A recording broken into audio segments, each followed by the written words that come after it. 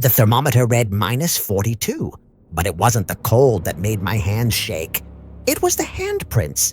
Fresh, pressed against the frost on the inside of my cabin window. Small hands, child-sized.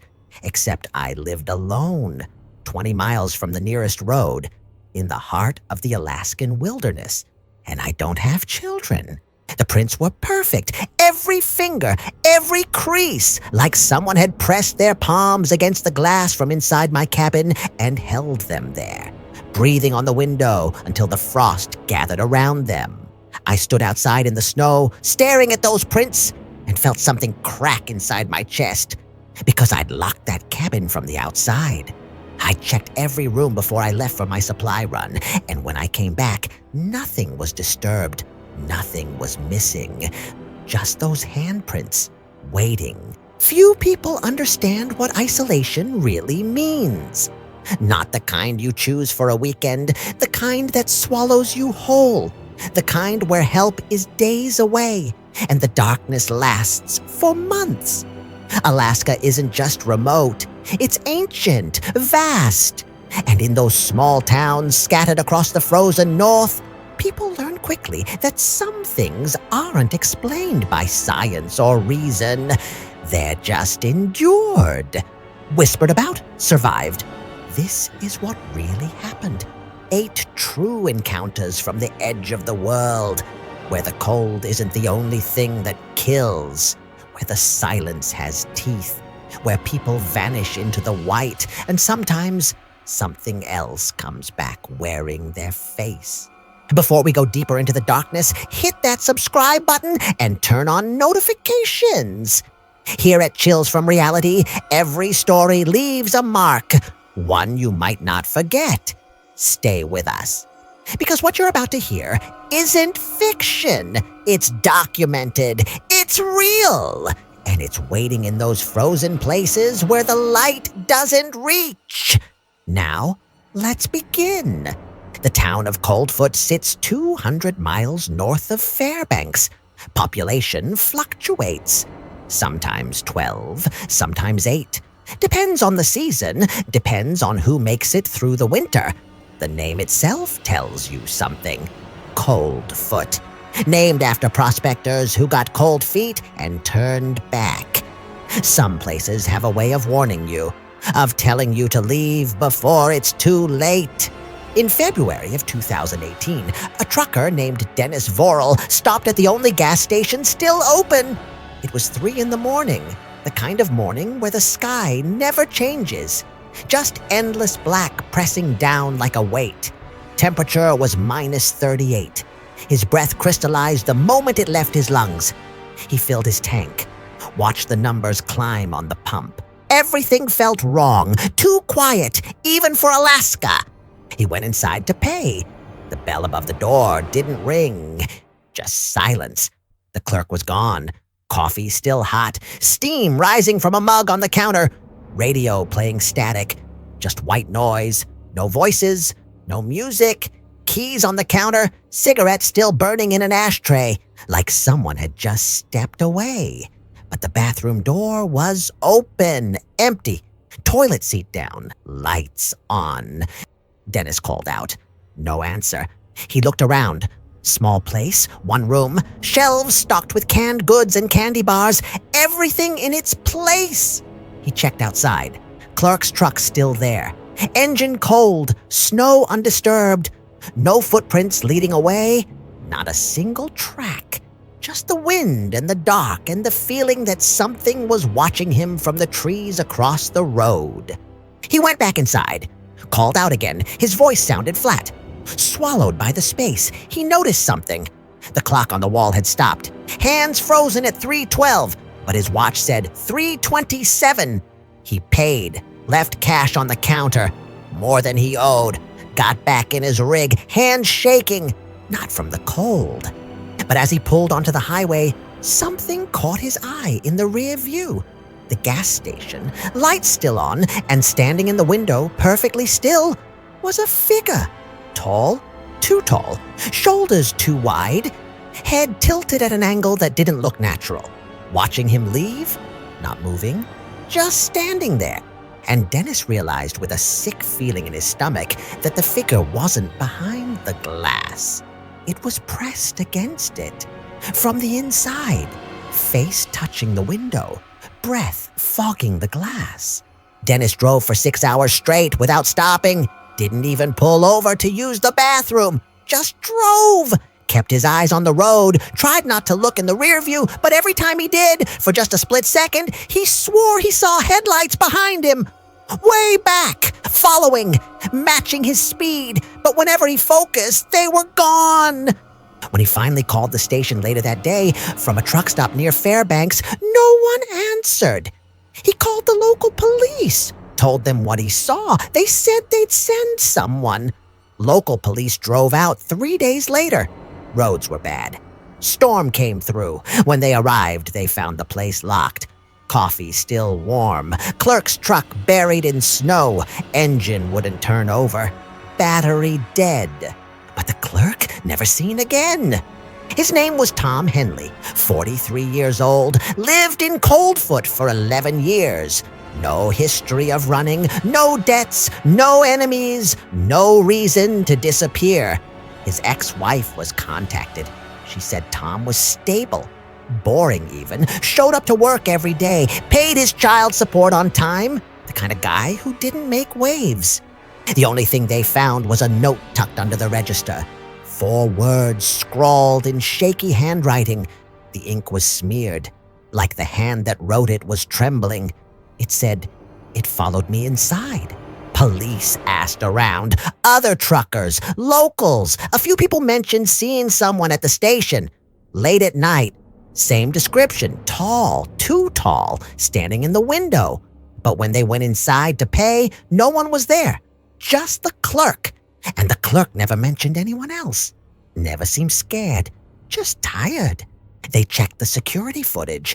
Static, all of it, every camera, just white noise. Like something had wiped the files, or like something interfered with the signal. They never found Tom Henley. His truck was towed, his belongings boxed up, sent to his ex-wife. The gas station stayed closed for 3 months. New owner tried to reopen it. Lasted 2 weeks. Said he kept hearing footsteps upstairs. But there was no upstairs, just a crawl space, locked, hadn't been opened in years. Would you have stayed to find out what followed Tom inside?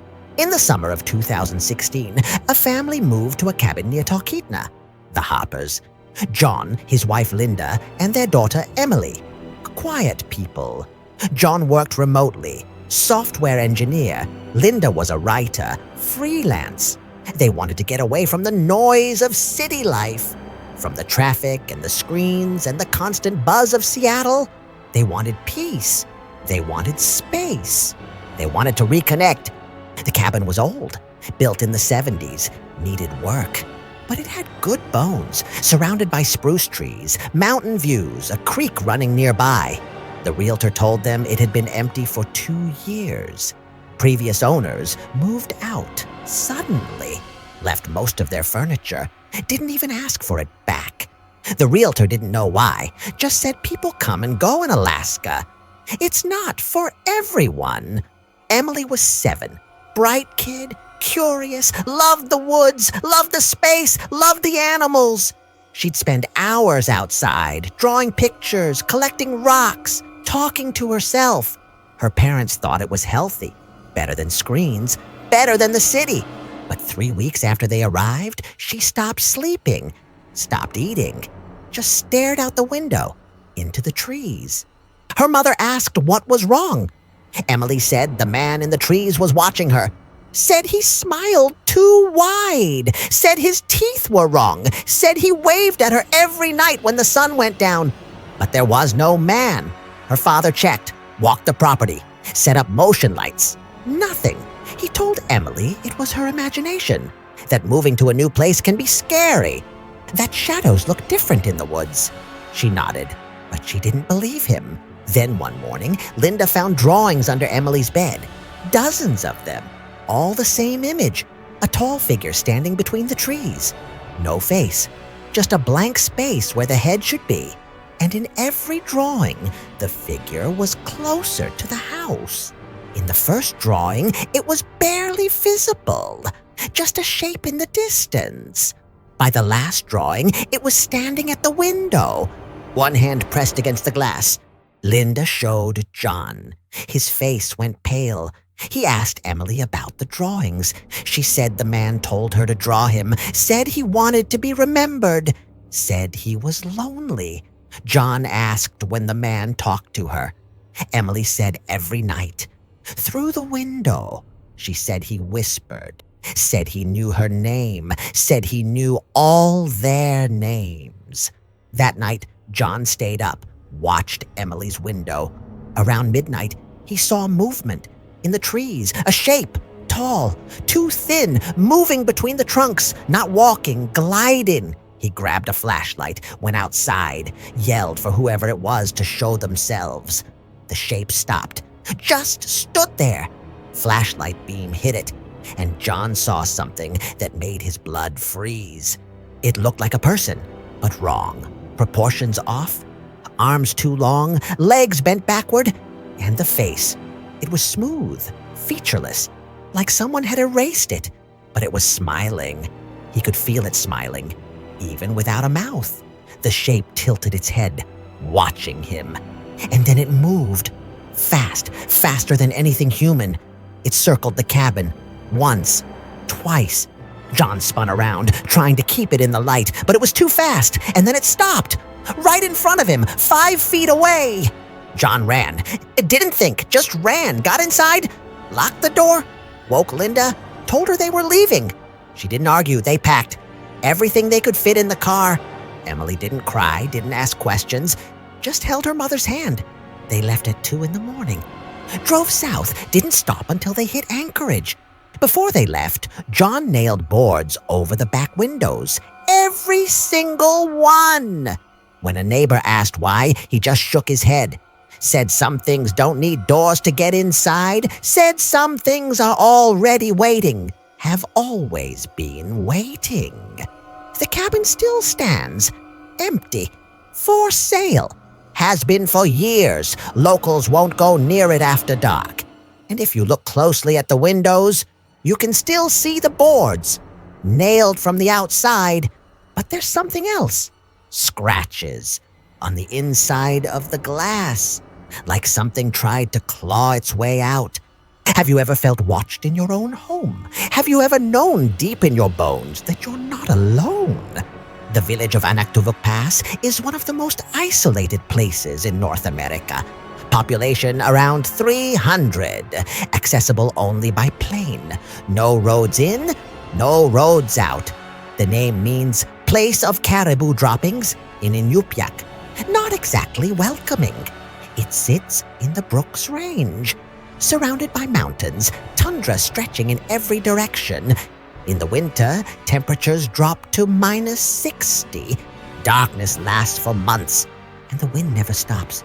In the winter of 2012, a young teacher named Sarah Lemke took a position at the local school. It was her first year teaching. 24 years old, fresh out of college. She wanted adventure, wanted to make a difference, wanted to prove she could handle it. She got something else. Her cabin was small. 1 room, wood stove, no running water. Outhouse 20 feet away.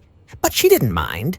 The people were kind. The kids were eager to learn. The elders told her stories about the land, about the animals, about the spirits that lived in the mountains. She listened, smiled, thought it was folklore, cultural tradition. She didn't believe. Not yet. Everything seemed fine until the knocking started. It began around midnight. 3 knocks. Always 3. Slow, deliberate. Knock, knock, knock. She'd wake up. Heart racing. She'd listen. Silence. Then 3 more. Knock, knock, knock. She'd get up. Open the door. No one there. Just wind and snow. Just darkness. She'd close the door. Go back to bed. And 20 minutes later, it would start again. At first, she thought it was ice shifting on the roof, branches hitting the walls, the wind playing tricks. But the knocking followed a pattern. 3 knocks. Pause, 3 more. Like someone asking permission. Like someone waiting for an answer. And it was always on the door. Never the windows, never the walls. Just the door. She mentioned it to a local elder, a man named Albert. His face went pale. He stared at her for a long moment. Then he said, "Don't answer. Don't ever open the door after dark. Some things knock because they need to be invited in. If you open that door, you let them decide what happens next." She laughed it off, told him she appreciated the concern, but she was a rational person. She didn't believe in spirits. He didn't laugh, just looked at her with sad eyes. "You will," he said. The knocking continued, every night, louder, closer, and then it started happening during the day. She'd be teaching, middle of a lesson, and she'd hear it. 3 knocks. On the classroom door, she'd open it. Hallway empty. Kids would look at her, ask if she was okay. She'd nod, say it was nothing, but her hands shook. One night, she decided to test it, to prove to herself it was nothing. She stood by the door, waited for the knocking. When it came, she didn't open the door. She whispered through the wood, "Who's there?" The knocking stopped. Silence. Not wind, not snow, not anything. Just silence. The kind that presses against your ears, the kind that makes you hold your breath. And then, from the other side of the door, a voice. Her voice, identical. Every inflection, every breath, every tiny imperfection. It said, "Let me in, Sarah. I'm cold." Sarah stepped back, stared at the door. Her voice came again. "Please, Sarah, it's so cold out here. I just want to come inside. Just for a little while." The handle turned. Slowly. Testing. She watched it move. Up, down, and then it stopped. The voice spoke again. But this time, it was different. Layered. Like multiple voices speaking at once. Hers and others, men, women, children, all saying the same thing. "Let us in." Sarah didn't open the door. She grabbed her coat, her boots, climbed out the back window, ran through the snow to the village center, pounded on a door. A family took her in, wrapped her in blankets, gave her tea, didn't ask questions. They'd heard the stories, too. When the elders went to check her cabin the next morning, they found the door scratched. Deep gouges running vertically down the wood, like something had been trying to claw its way through. But the marks weren't on the outside. They were on the inside, scratched from within, like something had been trapped, trying to get out, or like something had gotten in and was trying to get to her. They burned sage, said prayers, told Sarah she couldn't stay there. She agreed, left Alaska 2 weeks later, never came back, never finished the school year. And the cabin? No one's lived there since. The door was replaced, but the new one gets scratched too. Same marks, same pattern. The village leaves it empty now, boarded up, a warning. Tell me, would you have answered? Would you have opened that door? Even knowing your own voice could lie. In the town of Haines, population around 2,000, there's a bar called the Foggy Moose. Small place, locals only. Dark wood, neon beer signs, pool table in the back. The kind of place where everyone knows your name, where strangers stand out. In the fall of 2019, a man walked in just before closing, around 1:45 in the morning. No one recognized him. He didn't speak, didn't nod, didn't acknowledge anyone. Just walked to the bar, sat down, third stool from the end, ordered a whiskey. His voice was quiet, flat. The bartender, a woman named Linda, poured the drink, tried to make conversation, asked if he was passing through, asked if he needed a place to stay. The man didn't respond, just stared at the mirror behind the bar, at his own reflection. Linda turned to clean a glass. When she looked back, the man was gone, whiskey untouched, glass still full, door never opened. She heard no footsteps, no movement. She checked the bathroom, empty. Checked outside. No footprints in the mud. No car in the lot. No tire tracks. Just gone. She locked up, went home, tried to forget about it, told herself she was tired, that she'd imagined it. But 3 days later, another bartender saw him. Same man, same seat, same order, same silence. And just like before, he vanished. No sound, no explanation. One moment there, next moment gone. Word spread. Some said it was a ghost. Some said it was stress. Long hours, dark winters. Some said Linda and the other bartender were lying, looking for attention. But then more people saw him. A regular named Tom, a waitress named Kelly, a cook named Dave. Always at dusk, always alone, always staring at that mirror. And every time, he'd vanish before anyone could ask his name. Linda started documenting it, writing down dates, times. Who else was there? She noticed a pattern. He appeared every 9 days, always at the same time, always ordered the same drink, never touched it. One night, she decided to take a photo. She set up her phone, propped it behind a beer tap, waited. He appeared. She watched him through the camera screen. He sat, ordered, stared. She snapped the picture, checked the screen. The bar was there, the bottles, the mirror, the other customers. But where the man sat, nothing. Just an empty stool, just a full glass of whiskey, sitting there, untouched. She deleted the app, quit 2 weeks later, hasn't worked there since, hasn't been back, not even to drink. The man still appears. Once every 9 days, sits, stares, disappears, and no one knows who he is or what he's looking for. But the locals have a rule now. If you see him, you don't look twice, you don't ask questions, you don't take pictures. You just let him be, because some hauntings aren't looking for closure. They're not trapped. They're not suffering. They're just there, repeating, looping forever. And the worst part? Last month, someone new sat in that stool. A tourist. Didn't know the story, ordered a whiskey, stared at the mirror. And when the bartender turned around, the tourist was gone. Glass full, door closed. And now locals are wondering, is it spreading? Is it contagious? Can you become the thing you witness? No one sits in that stool anymore. They leave it empty, out of respect, out of fear. The Alaska Highway stretches over 1,000 miles, most of it empty, mile after mile of wilderness. In the winter of 2017, a couple named Mark and Jennifer Cross were driving from Anchorage to visit family in Whitehorse. It was late November. Snow was falling, heavy, wet, the kind that sticks to everything. Visibility was low, maybe 50 feet. They'd been driving for hours. Hadn't seen another car in over an hour. Around mile marker 400, their car started sputtering, engine coughing. Jennifer told Mark to pull over. He did, coasted to the shoulder. Engine died. They sat there, listening to the wind, to the snow hitting the windshield. Mark tried to restart it. Nothing, not even a click. Battery was fine. Lights worked. Radio worked. But the engine was dead.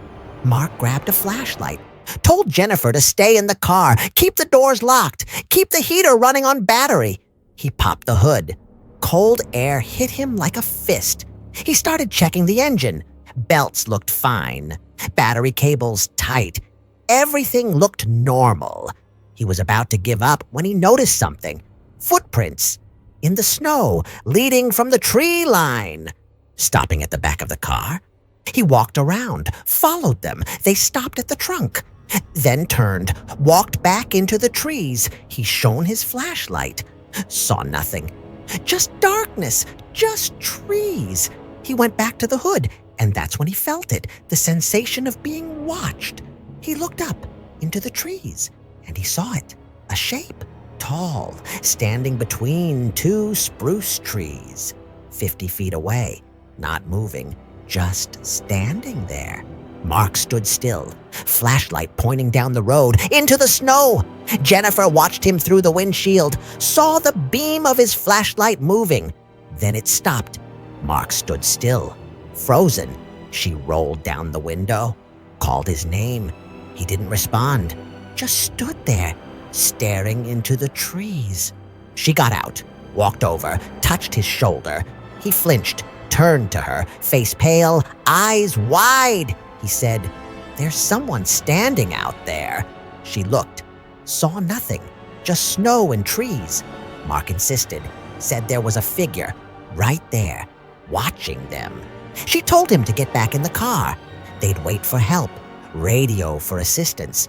They climbed inside, locked the doors, turned on the heater. Jennifer tried her phone. No signal. Mark tried the radio. Static.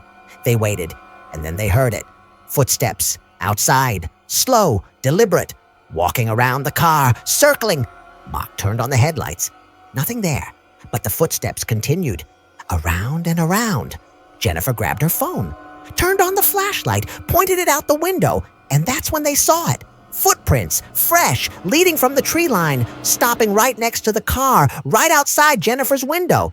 But no one was there, just prints, human-shaped, bare feet, in the snow, in minus 30 degrees, toes spread, like someone standing, waiting. Mark started the car. It turned over. First try, engine roared to life. He didn't ask questions, just threw it in drive. Accelerated. Jennifer looked back. The footprints were still there, but now there were more. Dozens, hundreds, covering the road, all bare feet, all heading toward where they'd been parked. They didn't stop until they hit the next town. 3 hours later. When they looked back at the photos Jennifer took for insurance, there was something in the background. A shadow. Tall, between the trees, blurred, like it was moving toward the camera. And in the reflection of the car window, you could see something else. A face pressed against the glass. From the outside, staring in. They never drove that highway again, sold their car, bought plane tickets, and when asked about it, Mark only said one thing. It wasn't curious, it was hunting, and we were prey. Do you think some roads are meant to stay empty? Do you think some places are designed to trap you? In the village of Shishmaref, erosion is swallowing the land, homes fall into the sea, the island is disappearing, climate change, rising waters. The permafrost is melting, buildings tilt, collapse, the community is relocating. But that's not the only thing people are afraid of. There's something else, something older, something that's been there long before the houses, long before the people. In 2015, a young man named Jacob Nyokpuk went fishing on the ice. It was early March, sun barely rising, just a sliver of light on the horizon. He walked 2 miles offshore, set up his gear, drilled a hole, dropped his line. The ice was thick, safe. He'd done this 100 times. He was alone, quiet, peaceful, until he heard footsteps on the ice, behind him, heavy, slow. He turned. No one there, just wind, just empty ice stretching to the horizon. He went back to fishing. The footsteps continued, slow, deliberate, circling him. He called out, asked if someone was there. No answer, just footsteps, getting closer. Jacob packed his gear, started walking back to shore. The footsteps followed. Matching his pace, he walked faster. So did they. He started running. The footsteps ran too. He could hear them right behind him, breathing, heavy, ragged. He looked back, nothing. Just his own tracks in the snow and another set beside his, perfectly parallel, like something was walking next to him. Matching his stride, invisible. He reached the village, burst into his home, locked the door. His mother asked what was wrong. He told her. She nodded, didn't seem surprised. Told him to sit, made him tea. And then she told him the story. She said the ice remembers. Said a long time ago, a hunter went out on the ice, never came back. They found his body a week later, frozen, but his eyes were open and his tracks showed he'd been running from something, but there were no other tracks, just his. And the elders said something followed him, something that doesn't leave prints, something that hunts on the ice. Jacob never fished alone again. And when the ice melts each spring, people hear it. Footsteps running across the water toward the shore, but nothing's ever there. Just sound, just presence, just hunger. In the town of McCarthy, population 28, there's an old hotel, the McCarthy Lodge, built in 1916, still standing, still operational. It's been a hotel, a brothel, a boarding house. It's seen everything, and some of that everything never left. In the summer of 2020, a photographer named Claire Devlin stayed there for a weekend. She wanted to shoot the glaciers, the mountains, the light, the midnight sun. She'd seen photos online, knew it would be beautiful. Worth the trip. She got more than that. Her room was on the second floor. Room 7, small, rustic, charming. Wood floors, old furniture, antique mirror. She unpacked, set up her camera, went to bed early. Around 2 a.m, she woke up. The room was freezing, her breath visible. She could see it hanging in the air, like mist. She reached for her phone, dead, completely drained. She charged it before bed. It was at 90%. She sat up, listened, and then she heard it, a music box, playing somewhere in the hotel. Faint, slow, haunting. The melody was old, something from the 20s. She recognized it but couldn't place it. She opened her door. The hallway was dark, no lights, no sound except the music. She followed it, down the hall, past rooms 3, 4, 5, 6, to the last room, room 10. The door was ajar. Music louder now, clear. She pushed it open. The room was empty. Furniture covered in dust, white sheets draped over everything. But in the center of the floor, a music box, wind up, brass, spinning slowly, the little ballerina inside twirling. Claire stepped inside. The door slammed shut behind her. Music stopped.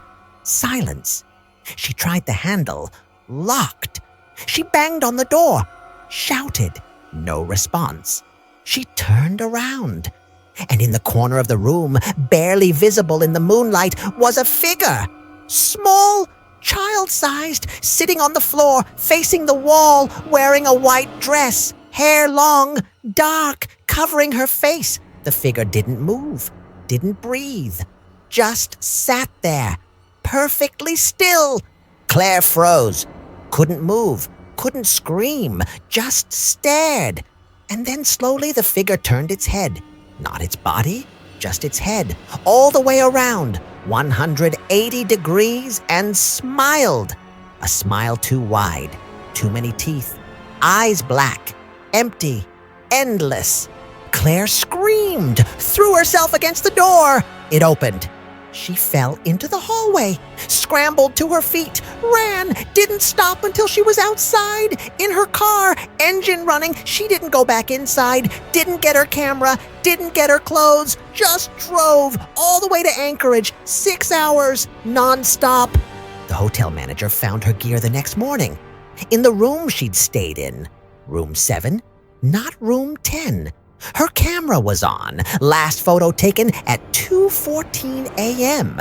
It showed the hallway, dark, empty, except for one thing, a small figure, standing at the end of the hall, white dress, dark hair, staring at the camera, and in the metadata, there was something else. The location tag was wrong. It showed the camera was in room 10, not the hallway, room 10. Claire never published those photos, never went back, sold her camera, quit photography. And the hotel? They don't rent room 10 anymore. They say it's under renovation. But the locals know better. The door is locked, sealed. No key. And at night, guests in the rooms nearby hear it. A music box, playing, slow, haunting, and sometimes, if you press your ear to the door, you can hear something else. Breathing, soft, patient waiting. Some rooms aren't meant to be opened. Some doors should stay closed. Forever.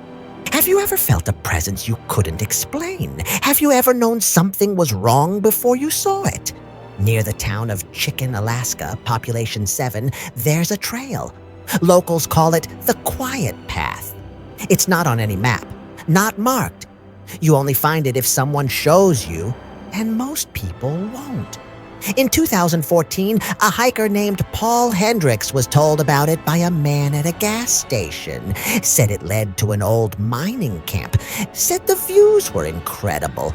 Said it was worth the walk. Paul decided to check it out. He parked his truck, started walking. The trail was narrow, overgrown, branches reached across the path, roots made the ground uneven, but it was manageable, quiet, peaceful, too quiet. He noticed it after about 10 minutes. No birds, no insects, no wind. Just his footsteps, just his breathing, nothing else. After about an hour, he reached a clearing. In the center, a stone circle. Old, weathered, covered in moss and lichen, stones standing upright, waist high, arranged in a perfect circle, 12 stones, evenly spaced. He walked closer, and that's when he noticed. The silence wasn't just absence of sound. It was thick, heavy, oppressive, like the air itself was muffling everything. He clapped his hands. No echo. He shouted, barely heard his own voice. Like the sound died the moment it left his mouth. He turned to leave, but the trail was gone. Just trees. Dense, uniform, every direction looked the same. He spun around, tried to remember which way he'd come. Couldn't. Every tree looked identical. Every direction identical. He pulled out his phone. No signal. GPS loading, compass app spinning, never settling. He picked a direction, started walking, kept the sun on his right, or what he thought was the sun. The light was strange, diffused, coming from everywhere and nowhere. He walked, kept walking, for hours. The sun never moved, just hung there, low, red, unnatural. He started seeing things, movement in the trees, shapes, figures, never fully visible, just flickers at the edge of his vision. When he looked directly, nothing, just trees. But in his peripheral vision, they were there, watching, following, keeping pace. He kept walking, and then he found it. His truck, parked exactly where he'd left it. He ran to it, got inside, locked the doors, started the engine, drove, didn't look back, didn't stop, just drove. When he got back to town, it was night. He'd been gone for 14 hours, but his watch said 20 minutes. The gas station attendant remembered him, said he'd only left 30 minutes ago. Paul checked his phone. Same thing. 30 minutes. But the sun was down, it was dark, and he'd been walking for hours. He knew he had. He told people what happened. They nodded. Said the quiet path does that. Said time doesn't work the same there. Said some places exist outside the world, in the cracks, in the spaces between. And if you find them, they don't let you go easy. They take something. A piece of time, a piece of memory, a piece of you. Paul left Alaska a month later. But sometimes, late at night, he still hears it. That silence. Pressing in, like it followed him home, like it's still there, waiting, and sometimes, when he looks in the mirror, he sees them, the figures standing behind him, just at the edge of the reflection, watching, waiting for him to turn around. The cold doesn't just freeze your body, it freezes your thoughts, your instincts, your will to fight. In Alaska, people disappear, more than anywhere else in the United States. 16,000 people. Missing, gone. Some are found, most aren't. And the ones who come back, they don't talk about what they saw. They don't explain where they were. They just stare into the distance, into the trees, into the dark. Because in those small towns, scattered across the frozen edge of the world, people know something others don't. They know the wilderness isn't empty. It's full of things that wait, full of things that watch, full of things that don't need names to exist. Things that have been there longer than the trees, longer than the ice, longer than memory. And on those long winter nights, when the darkness lasts for months and the cold bites through every layer and the wind howls like something alive, they lock their doors. They close their curtains. They don't look outside. And they whisper the same warning passed down for generations. From parent to child, from elder to young. A warning carved into the bones of the land itself. Don't go out alone. Don't trust the silence. Don't follow the footprints. Don't answer the knocking. And if something calls your name in the dark, don't answer. Because it's not asking. It's claiming. Some things aren't asking permission.